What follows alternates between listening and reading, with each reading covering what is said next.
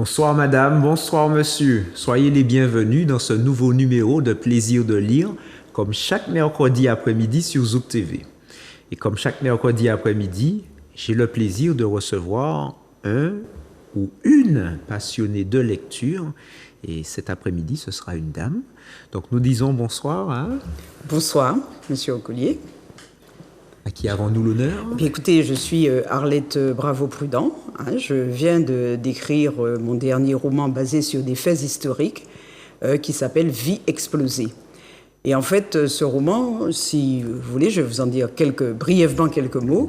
Ce roman est l'histoire d'un jeune rescapé de l'attentat de Barcelone du 17 août 2017 et qui, au cours de l'année 2020, lors des commémorations des différents attentats à travers le monde, dans plusieurs régions, revit les attentats comme s'il y était, mais surtout, il a décidé de dresser un portrait des victimes des attentats.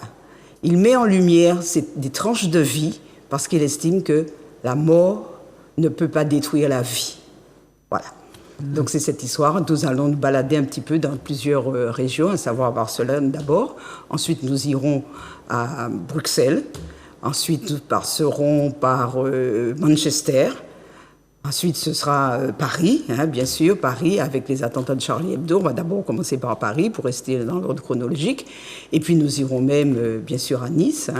Et puis New York. Et puis nous allons retourner sur Paris en fin d'année avec l'attentat horrible de 2015 avec les cafés, le Stade de France, les cafés et le Bataclan qui a causé quand même beaucoup de victimes. Donc ce seront des galeries, c'est une galerie de portraits, des tranches de vie souvent radieuses, très personnelles, c'est un long travail, c'est un travail de recherche, 5 ans de recherche entre 2014 et 2017, mais c'est au cours de l'année 2020 qu'il en profite pour parler de toutes ces victimes et en fait leur redonner vie, comme pour dire qu'on n'a pas le droit, effectivement, de porter atteinte à la vie, que la vie est un bien précieux. C'est ce que nous partageons avec tous les hommes et les femmes de la Terre. C'est la vie. Nous avons en commun ce patrimoine humain qu'il faut préserver, qu'il faut chérir et qu'il faut respecter. Voilà, c'est un petit peu son message. Ce sera très intéressant. Une petite question. Quel a été l'élément déclencheur pour produire un tel ouvrage? D'où est venue cette idée? Alors, écoutez, je dois dire qu'au départ, je n'avais pas l'intention d'en faire un livre. 7 janvier 2015 a été l'élément déclencheur. Ce sont les attentats de Charlie Hebdo. Je dois dire que j'étais à Paris à cette époque-là, et j'étais particulièrement bouleversée et outrée, révoltée, parce que je ne comprenais pas, je n'admettais pas que pour un dessein, on puisse comme ça attenter à la vie de femmes et d'hommes. Donc j'ai écrit quelque chose, mais pour moi-même. J'ai écrit « Je suis Charlie », comme beaucoup l'ont certainement fait. Et puis, chemin faisant, je me suis dit, j'essayais trop de comprendre ce qui s'était passé, et je me suis dit, non, la lumière ne doit pas porter sur ces actes abominables, essayer de comprendre ces actes abominables, mais la lumière que je voudrais mettre devrait porter sur les victimes. Sur les victimes, parce que ce sont des victimes souvent anonymes. On a tendance, je suis dans cette émission et je sais que les médias ont tendance effectivement à focaliser sur les criminels, les auteurs, parce que c'est un peu la société qu'il veut. Et puis, et je me suis dit, ces gens-là, ces victimes-là, ils avaient une vie. Et donc j'ai commencé à rechercher, à croiser les informations, à regarder les émissions, les programmes régionaux qui parlaient des gens de cette région. Et puis j'ai accumulé des informations. Et puis comme j'ai eu l'occasion de passer à Bruxelles lorsqu'il y a eu on a eu juste un entrefilet sur l'attentat de Bruxelles qui avait quand même causé 32 morts à l'aéroport et dans le métro. Là encore, j'ai commencé à continuer mes recherches, à approfondir, à couper, à croiser les informations. Et puis, de fil en aiguille, je suis arrivée jusqu'au Bataclan le vendredi 13 novembre 2015. mais en passant par, comme je vous l'ai dit, par New York, en passant par Manchester, voilà. Et même par le Nigeria, mais le Nigeria, il y en avait trop, il y avait entre 400 et 500 victimes, donc ce sont des victimes anonymes. Alors pour compenser l'horreur, j'ai eu l'idée de créer un petit conte qu'Erwan raconte ce conte d'un enfant de petit gamin, et il raconte la vie de ce petit gamin. C'est un conte à la fois attachant, tout en étant en transposant l'atmosphère très pénible et très lourde de cette période du Nigeria. Par rapport justement à ce travail de recherche dont tu as parlé en amont, quel a été, y a-t-il eu des obstacles, je ne sais pas, par rapport peut-être à la langue, par rapport au lieu, pour avoir les informations, puisque tu mets en avant sur justement des anonymes, puisque bon, tu aurais eu un travail à faire sur des personnalités célèbres, des célébrités. Bon, les sources fuseraient, mais ouais, là, des personnes anonymes, parfois, pour certains, ça se résumait justement à un chiffre pris dans la masse, dire voilà, bon, il y a une centaine de morts, etc. Donc, c'est très juste ce que tu dis, parce que, et ça a été le travail le plus long, le plus fastidieux, parce qu'il a fallu que j'aille à la recherche de ces informations. Et je dois dire que les bulletins régionaux m'ont beaucoup aidé. Et puis Google pour certaines traductions, parce que lorsque j'allais par exemple dans une région de la Roumanie pour retrouver, parce que tu sais que il y a des nationalités, je crois que toutes les nationalités du monde sont représentées là dans ces attentats. J'essaie justement de rechercher la caractéristique de cette région, donc j'en parle un peu et puis j'arrive, alors quand je ne connais pas la langue, j'utilise Google pour essayer de retenir l'essentiel, essayer de recréer la personnalité de chacun. Et je l'explique un petit peu dans la préface, et si tu veux, je vais juste dire un petit peu pourquoi j'ai été amenée à le faire et comment. Alors tout simplement pour ces vies explosées, ces vies assassinées, ces vies piétinées par des attentats terroristes ignobles, je me suis dit, il ne faut jamais les oublier. Jamais. Parce que les oublier, c'est les tuer une deuxième fois. Donc, j'ai estimé qu'il fallait que nous puissions, même si c'était des anonymes, je ne les connaissais pas, même si c'était des anonymes, il fallait que nous puissions continuer à sourire, à rire, à vivre, à exister tout simplement, parce que c'était, selon moi, le meilleur moyen de lutter contre cette barbarie, cette sauvagerie, qui peut frapper n'importe qui à n'importe quel moment. Donc, ça a d'abord été ça. Et puis, j'ai tenu à respecter la douleur des familles. Donc, c'est pour cette raison que tous les portraits, il y a des prénoms, les prénoms sont vrais, l'initiale pour le nom, je n'ai révélé aucun nom de famille, parce que j'estime qu'ils avaient déjà suffisamment souffert, qu'ils continuent encore à souffrir, parce que c'est une douleur qui ne s'éteint jamais. Quand on perd un être cher dans des circonstances comme ça, on ne peut pas oublier. Mais justement, j'ai voulu respecter cette douleur, cette souffrance qui est indicible, qui est éternelle, qui est à perpétuité, la respecter pour permettre de mettre la lumière et de dire, voilà, ces hommes, ces femmes, ces enfants, parce qu'il y a eu des enfants, le plus jeune avait 3 ans, c'était à Barcelone, c'est le petit Pépito, 3 ans. Donc, j'ai voulu recréer sa jovialité, à la fois son caractère malice. Donc, ça a été le travail le plus fastidieux. Comme je te l'ai dit, 5 ans. Pendant 5 ans, je croisais, je revenais. Et puis, ça a été pénible. Parce que, et je dirais comme Boutade, mon mari me disait tout le temps, mais arrête d'être avec tes cadavres, tu te fais du mal. Je lui dis non. Je ne fais pas du mal. Ce ne sont pas des cadavres, je ne veux pas qu'ils le soient. Et je pense que parler d'eux, ça En tout cas, ça m'a aidé. Ça m'a aidé à accepter, à faire face à l'insupportable et à ne pas vivre dans la terreur. Parce que bon, j'aime beaucoup voyager. Ça m'a aidé. Donc, c'est peut-être une thérapie pour moi-même, mais je pense que ça peut aider. En tout cas, moi, ça m'a aidé. Je me montre vigilante sans être obsédée. Je fais attention. Mais je continue à vivre, aller dans les cafés, les pubs, les concerts, etc. Parce que ce serait leur donner une victoire trop grande, une trop grande réjouissance que de se terrer. Parce que des terroristes, ça sème la terreur. Et moi, je refuse la terreur. Voilà. Est-ce que tu as eu de près ou de loin l'occasion de côtoyer des membres de famille de victimes? Alors, je te donnerai une anecdote. J'ai choisi de ne pas... J'ai dressé quand même 311 portraits. D'accord ? 311 portraits. J'ai fait le choix de ne pas me rapprocher des parents, des amis. Tout simplement parce que chaque douleur est individuelle.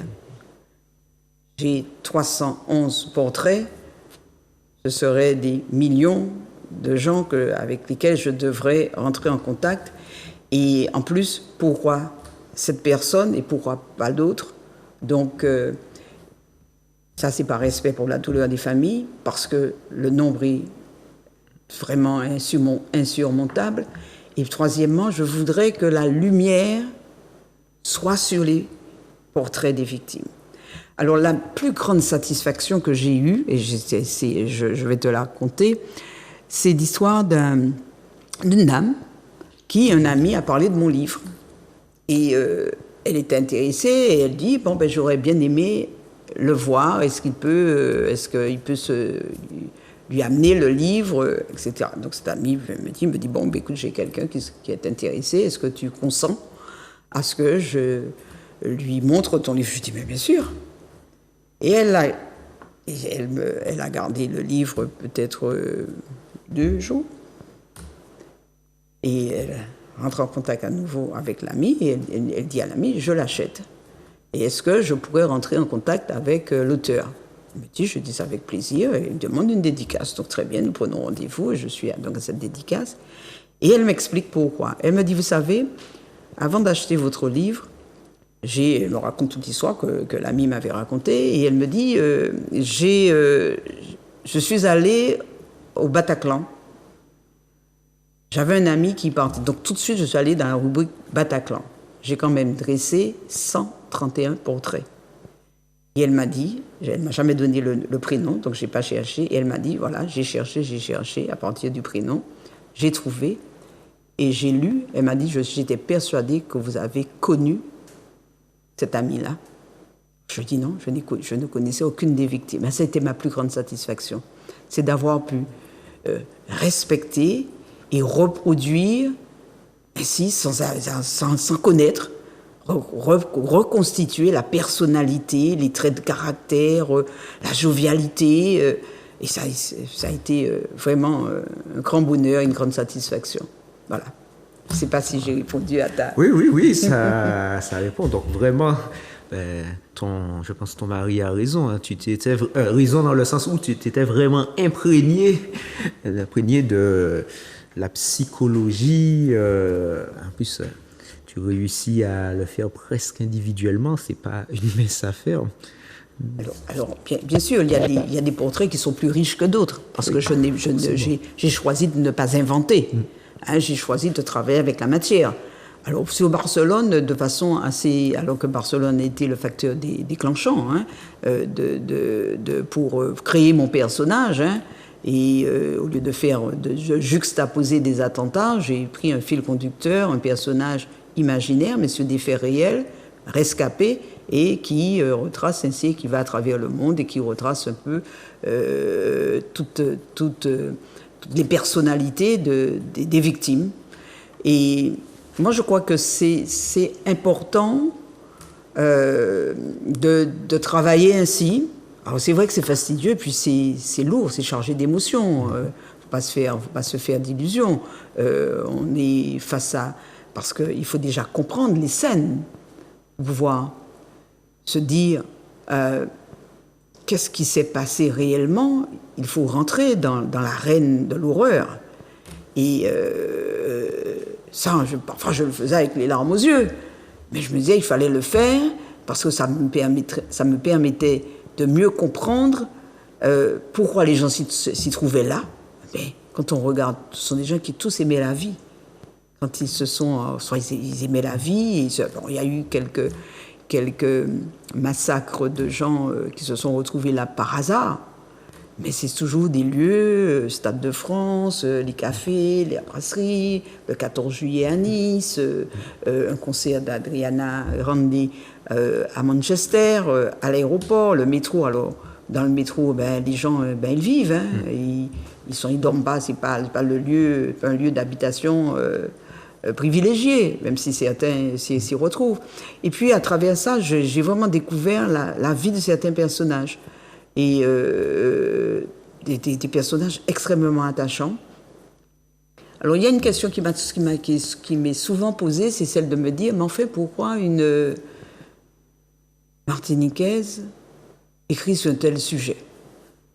Alors, au début, quand cette question m'a été posée, j'étais un peu interloquée, quoi. Et puis, je me suis dit, mais enfin, pourquoi pas? Pourquoi dois-je écrire uniquement sur ma région, sur les problématiques de ma région? Puis je pense qu'il y en a qui le font tellement bien, et qui le font certainement mieux que moi.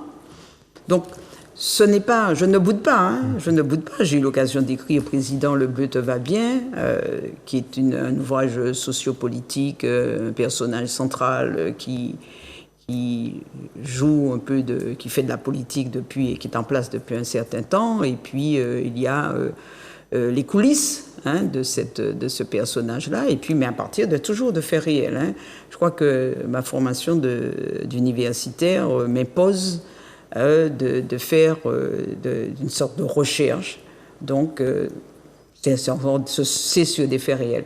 Donc, je suis allée en Guadeloupe, en Guyane, et ce personnage, j'ai essayé à travers lui de donner une situation de la sociologie politique de la Martinique, de la Guadeloupe, de la Guyane et de la Réunion.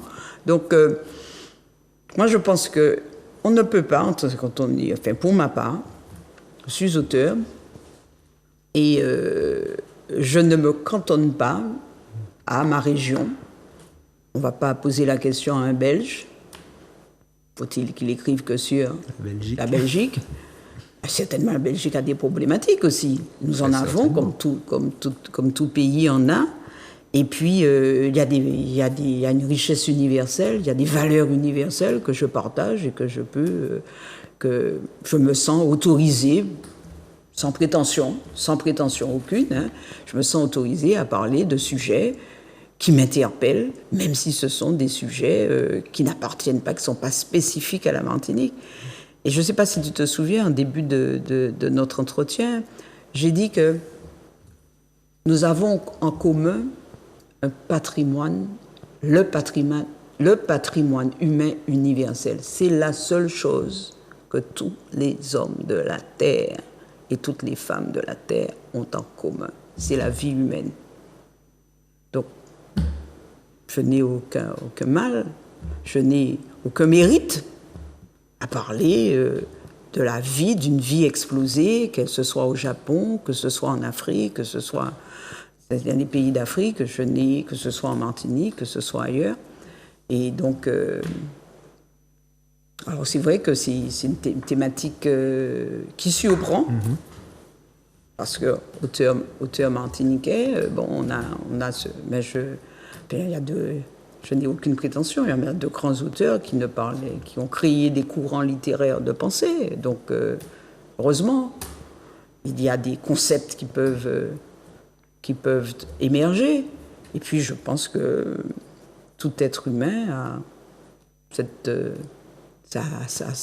dimension, cette propension à sortir de... Je ne voudrais pas dire de la calebasse de mon île, pour ne pas me faire incendier, mais à sortir de son île. Et puis de toute façon, l'imaginaire n'a pas de limite.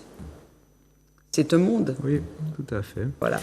Alors, par rapport à revenir sur Vie explosée, au niveau de la structure, est-ce que tu suis une structure purement chronologique, spatiale, comment... Alors, comme je te l'ai dit en début de propos, le personnage, c'est Erwan. Il est un rescapé de l'attentat de 2017. C'est un homme brisé, malheureux, et on ne sait pas ce qu'il devient. Et en 2020, 1er janvier 2020, 7 janvier 2020, l'année 2020, donc 2017, il se remet à vivre les attentats.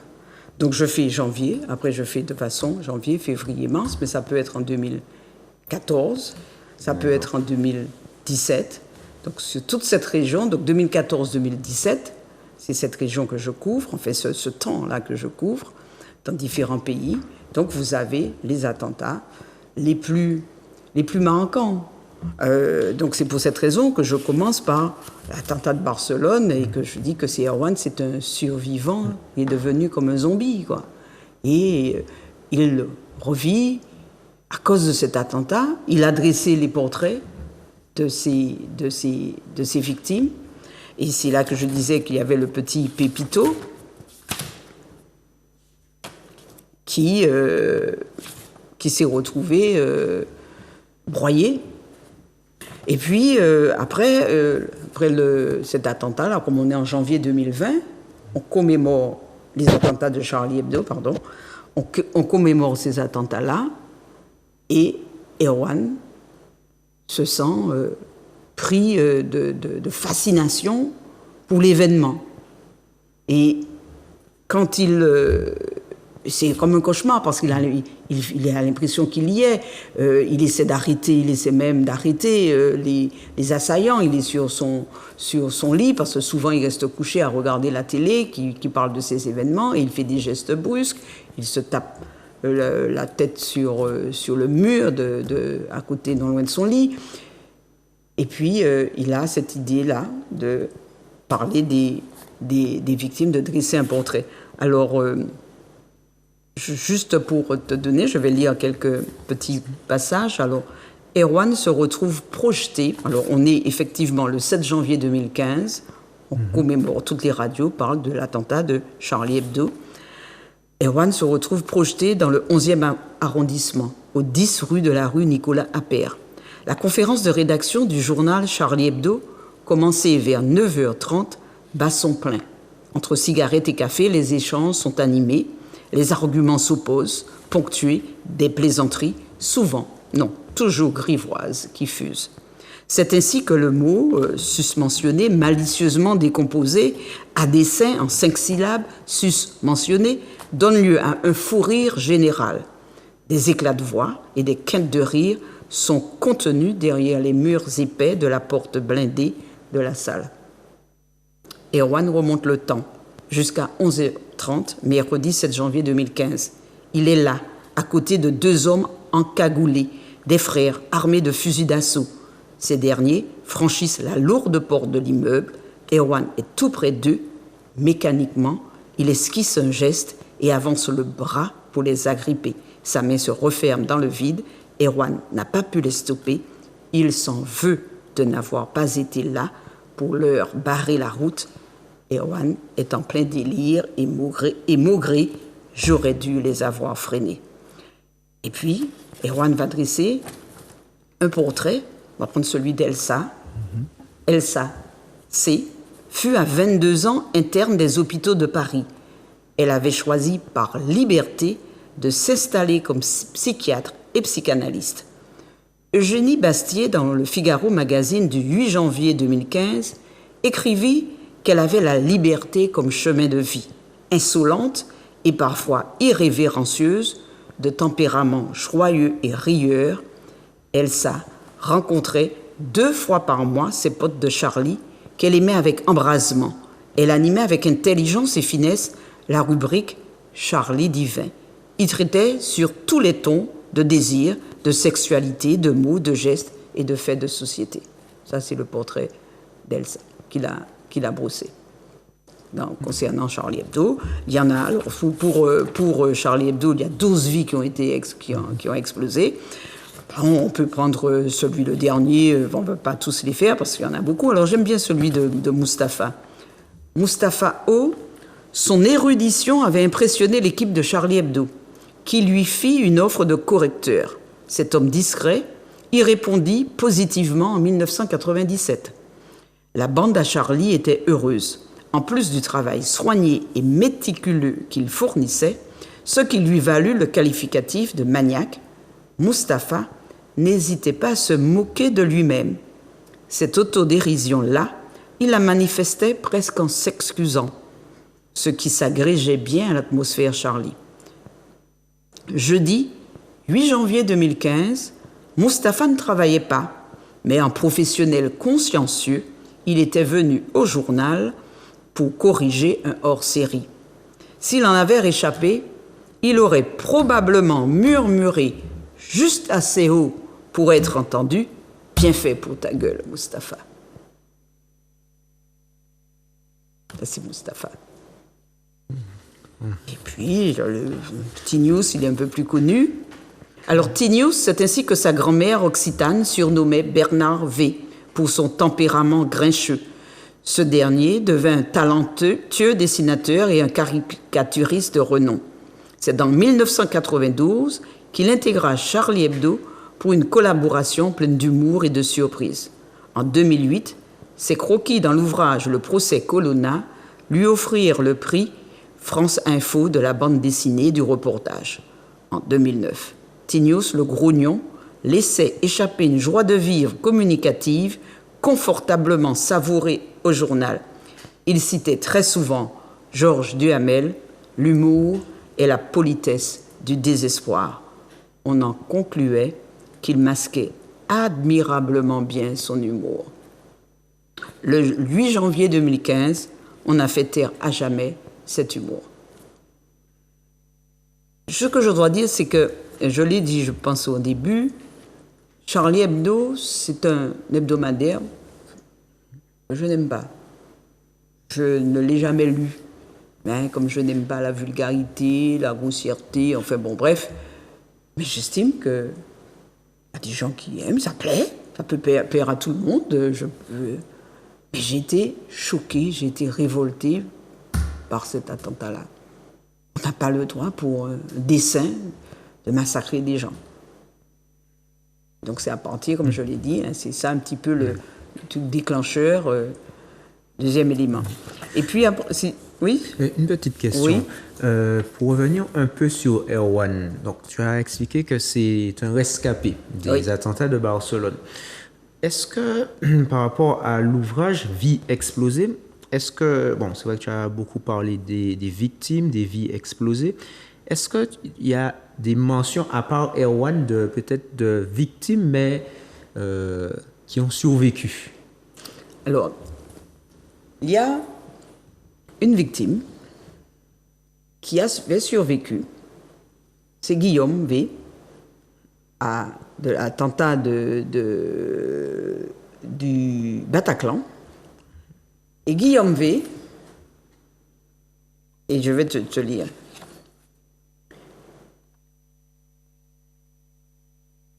Alors, Guillaume V, 31 ans, yeux rieurs, derrière de fines lunettes, air doux, visage d'ange, dégagé calme et sérénité. Analyste dans un labo scientifique, il s'y investissait corps et âme. Il était sérieux, professionnel. Nonobstant, à chaque concert de rock, le trentenaire déménageait, explosait et rentrait en résonance avec le groupe. Il avait besoin de ça. Cette sonorité-là, c'était son équilibre, son yang à lui. Il était venu vibrer avec les Eagles of Death Metal, pas vivre l'enfer dans la fosse du Bataclan. Le 13 novembre 2015, Guillaume avait survécu. Il avait été récupéré, hagard, couvert de sang, apparemment en vie. Il était un rescapé Mais l'enfer du Bataclan lui collait à la peau. Il n'avait jamais pu s'en débarrasser. En fait, les terroristes ont torturé Guillaume pendant 739 jours. Ils l'ont achevé le 19 novembre 2017, lorsque Guillaume s'est donné la mort. On ne sort pas indemne. Même rescapé n'avait rien, aucune blessure. Tu te rends compte? 2 ans après, il se donne la mort, il était particulièrement suivi.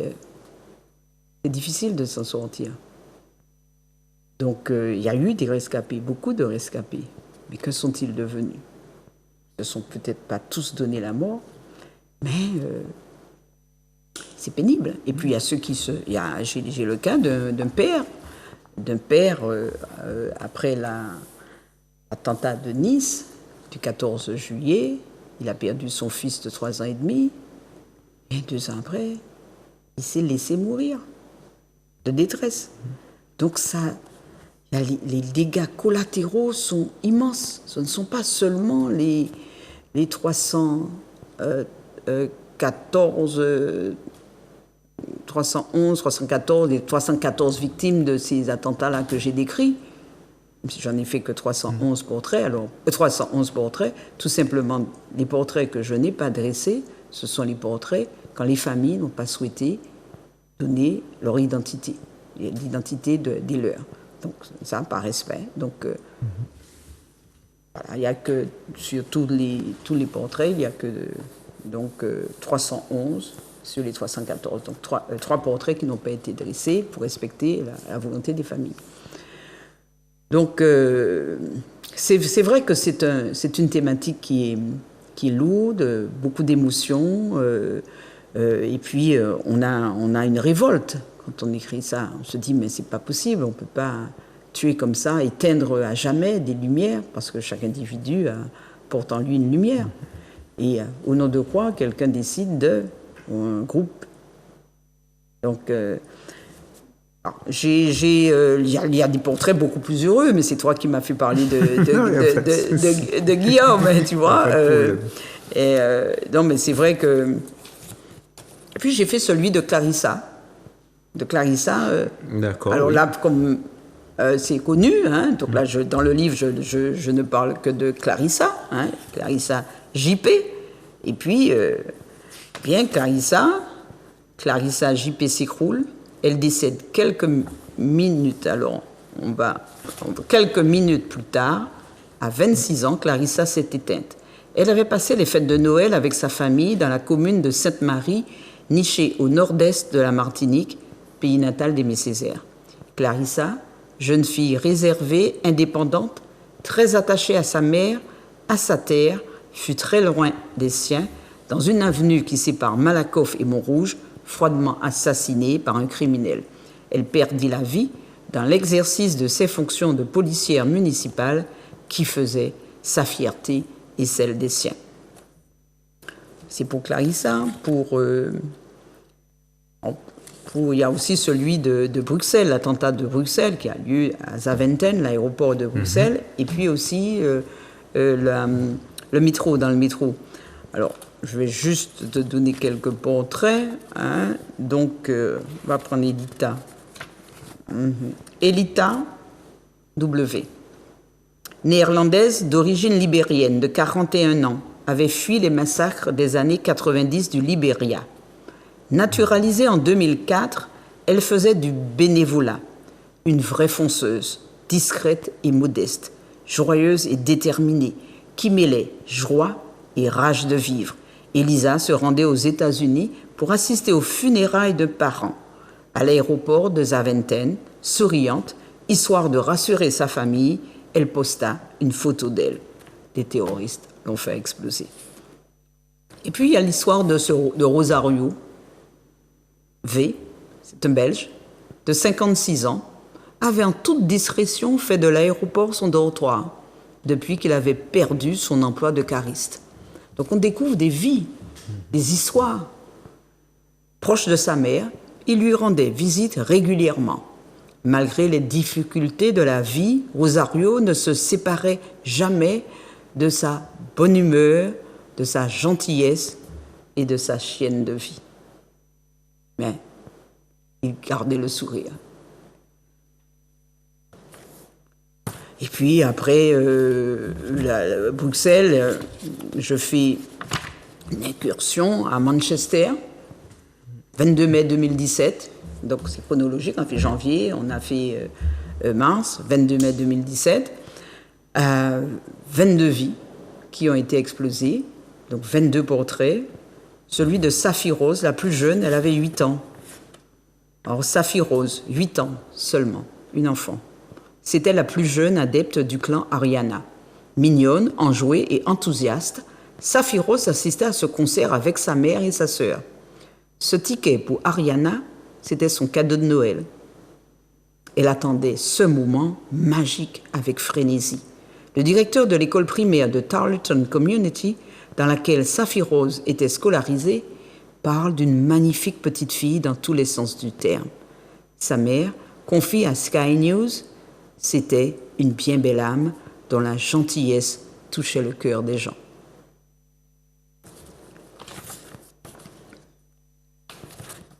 On regarde l'heure. Hein? Il nous reste encore un peu de temps. Il nous reste encore un peu de temps. Donc, je peux faire une... Alors, pour le Nigeria, oui, je n'ai pas fait de portrait. Donc, c'est un attentat qui a quand même décimé entre 400 et 500. Les autorités n'ont même pas pu donner le chiffre exact. C'est 4 villages qui ont été massacrés au Nigeria. Et donc, c'était le 29 juin 2014. Donc, le 29 juin 2020, Erwan, il entend un autre filet d'information. Il essaie de savoir ce qui s'est passé. Il se renseigne. Ce lundi 29 juin, Erwan est exactement dans l'état de Borno, coincé entre le Niger et le Tchad. Il déambule dans les 4 villages chrétiens du nom de Gauché, Atagara, Agapalwa et Agankrara. C'est l'horreur. Erwan enjambe les restes de corps. Il ignore le nombre de victimes. Un député du coin, Peter Bay, parle de 400 à 500 personnes massacrées. Et puis là, il décrit cette horreur. Je crois que c'est le seul moment, à mon sens, où l'horreur est brutale. Donc, je pensais qu'il fallait compenser, apaiser un peu. Et comme pour échapper à ce film réalité d'horreur, Erwan trouve refuge dans le souvenir d'un conte exotique. Il y avait cette jeune femme, toute de noir vêtue, qui porte le niqab, voile long, qui lui couvrait la tête avec une fente au niveau des yeux et qui enveloppait les omoplates et la poitrine. Il y avait aussi son fils d'à peine 5 ans. Et puis il parle de cet enfant qui avait une passion pour les camions, alors que lui, Erwan, il avait une passion pour les parfums, il collectionnait les parfums. Donc il y a une sorte de complicité qui naît entre Erwan et le petit garçon de 5 ans. Et c'est sa façon à lui de continuer à donner vie à ses victimes parce qu'il se sent extrêmement frustré de n'avoir pas de portrait à restituer. Voilà. Et puis, après le Nigeria, il y a l'horrible attentat de Nice, 14 juillet, 86 victimes. Une victime qui se donne la mort 1 an après, parce qu'il ne se donne pas la mort, il se laisse mourir. Et un journal de la région titre « Mourir d'aimer ». Pensez à un film d'ailleurs qui avait ce titre. Et là, le père n'a pas survécu. Alors, il y a 87, je vais pas tout. Il y a celui de la petite Kayla, petite princesse de 6 ans de Christina. Elle souriait toujours. Elle était si craquante avec sa peau dorée, ses cheveux bouclés, châtain foncé, qui lui arrivaient aux épaules. Elle était si éveillée avec ses grands yeux noirs expressifs et son air coquin. Elle s'émerveillait avec ses 2 petites sœurs de ces fusées lumineuses, magiques et majestueuses qui zébraient le ciel de Nice. Ce soir-là, Kayla connut le même sort que sa mère, tandis que son père et ses sœurs furent épargnés. Alors, tu sais ce qui s'est passé dans cette belle avenue de promenade des Anglais, feu d'artifice, un 14 juillet, c'est la fête, beaucoup de touristes, beaucoup de touristes, et je crois qu'il y avait plus d'une quarantaine de nationalités qui étaient représentées. Et à chaque fois, comme je te l'ai dit, j'allais dans la région pour avoir quelques éléments. Donc, je ne maîtrise pas toutes les langues. Je suis allée en Russie. Hein. Il y avait, par exemple, Natalia O, 56 ans. Elle s'était installée en Belgique. Après, elle décide de faire une balade, partir pour participer aux festivités du 14 juillet, parce que c'est un spectacle lumineux avec des fusées lumineuses, des feux d'artifice, etc. Et les gens s'y pressent. Hein. Et il y a cette Ève comme ça, elle périt. Et puis il y a le petit Kylan. Alors Kylan, 81. Kylan était un petit galopin énergique de 4 ans. Une mèche noire de jet lui camouflait le front et rehaussait son regard perçant. Vif, le môme arborait un sourire espiègle qui vous faisait craquer. Tout le monde le réclamait. Ce soir, Kikou, perché sur la trottinette de sa mère, Olfa, s'emballait du spectacle féerique du 14 juillet. Un monstre a étouffé son innocence. Et le père de Kylan, 2 ans après, un peu moins de 2 ans, s'est laissé mourir de chagrin. Il n'a pas pu. Et là, ça, c'est une victime collatérale. Oui. Une question peut-être en guise de conclusion, Oui. puisque bon, on a un personnage central qui est Erwan. Oui. Et qu'en est-il d'Erwan? Est-ce que, bon, parce que bon, forcément, il passe par différents états. Est-ce que il arrive à prendre du recul? Est-ce qu'il arrive à... Bon, puisque tu as parlé tu as employé le terme de zombie dès le début, est-ce qu'il reste toujours dans cet état de zombie ou bien il y a une évolution? Alors, il y a une évolution tragique d'Erwan. Alors, je vais juste te donner...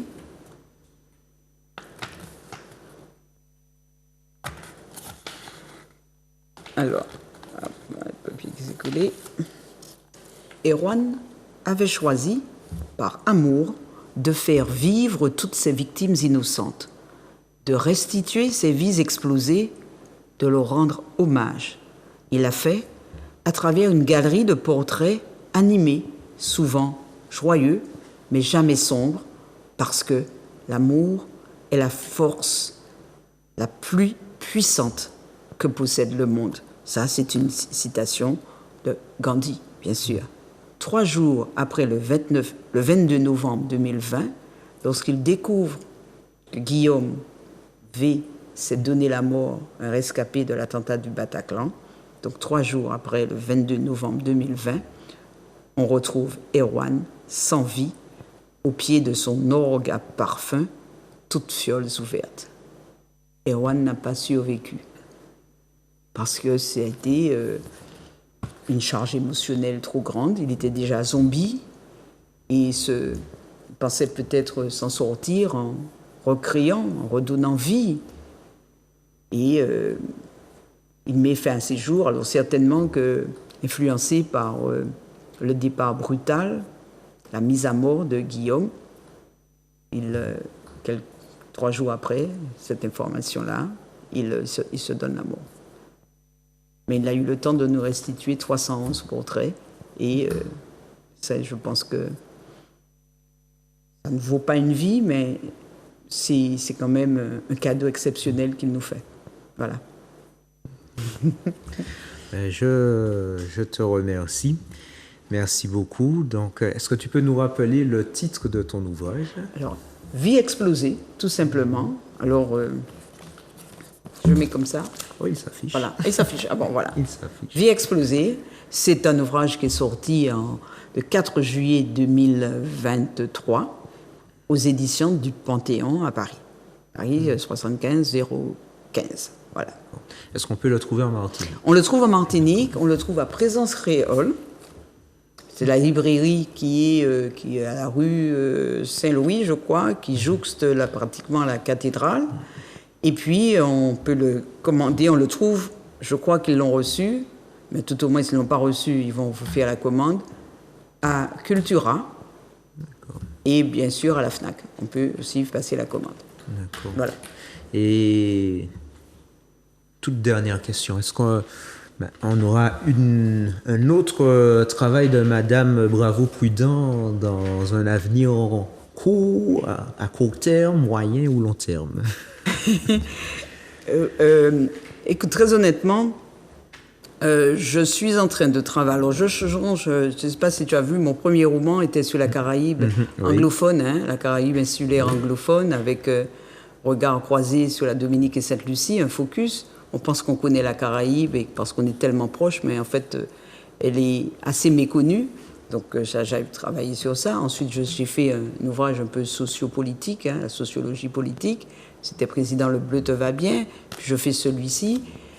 Mais je pense que je suis là. J'ai commencé à travailler. Alors, c'est une thématique totalement différente. Je vais faire un focus sur Grenade, la Grenade. Parce que là encore, Grenade, le nom est assez évocateur. C'est un pays pas très loin de chez nous, avec une histoire qui peut interpeller.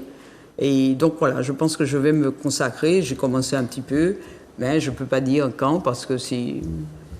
Puis peut-être qu'il y aura un autre thème que je vais laisser, parce que, pour te dire très honnêtement, j'avais commencé les Grenades avant Vie explosée.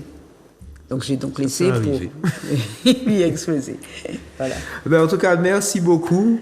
Merci beaucoup pour cette présentation. Merci pour ces récits et cette thématique aussi qu'il faut aborder. Et comme tu l'as dit, on n'a pas forcément besoin d'être né dans les régions considérées pour en parler. En tout cas, si comme Arlette, vous souhaitez présenter un ouvrage qui vous tient à cœur sur le plateau, il suffit de composer le numéro qui s'affiche, à savoir le 06 96 19 41 13, et nous nous ferons un plaisir de vous recevoir sur le plateau. Nous vous souhaitons une bonne fin d'après-midi et nous vous disons à très bientôt.